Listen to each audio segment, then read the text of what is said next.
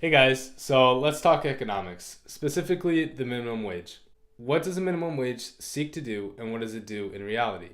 So, a minimum wage seeks to establish a wage floor in which employers cannot pay employees less than a certain amount, such as in Connecticut, it's 960. If the employer is caught paying his employee less than that amount, they are breaking state or federal law, depending on the jurisdiction. Through this, the minimum wage law is designed to protect employees.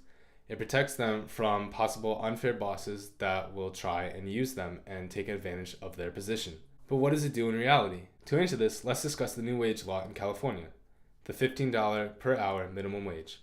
You can listen to Governor Brown's statements as he's signing the bill into law. Economically, minimum wages may not make sense, but morally and socially and politically, they make every sense. This should help you to understand why the minimum wage law is bad. It does not seek to help economically, it only seeks to give off good vibes. In fact, lots of small businesses were against this. So, why is a $15 per hour minimum wage bad?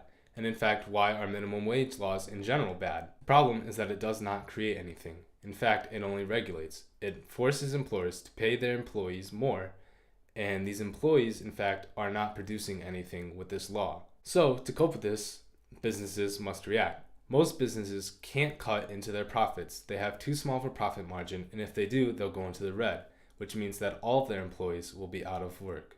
If a business can cut into their profits, they now have less room to grow, which means that they can't expand, which means that they can't serve their consumer base, which means that other businesses might take over.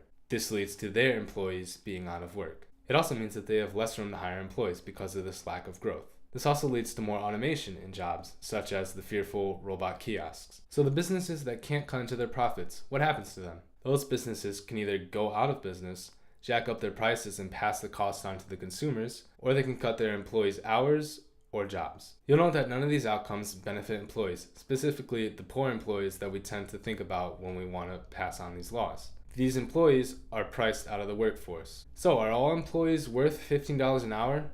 And are all positions worth $15 an hour? The answer to both of these is no. Just as you wouldn't pay someone $50 to polish your shoes, not everyone is worth such a large increase in their pay. What this leads to is employers will tend to hire more high-skilled employees, skills which poor prospective employees tend not to have. So if you really want to help the poor, we need to rethink this. Minimum wage laws don't add jobs, they remove them.